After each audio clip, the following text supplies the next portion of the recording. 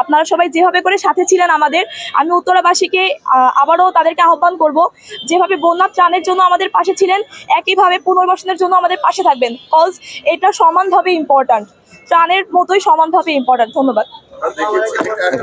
দেখেছি বৈষম্যবিরোধী ছাত্র আন্দোলনের পক্ষ থেকে ঢাকা ভার্সিটি থেকে বৃহৎ একটা ত্রাণ আচ্ছা, এটা হচ্ছে কি একটা ডিফারেন্ট এক্সপ্লেনেশনে যাই আমি। তাহলে আমরা হচ্ছে লাস্ট গিয়েছিলাম সেনবাগ, নোয়াখালীতে।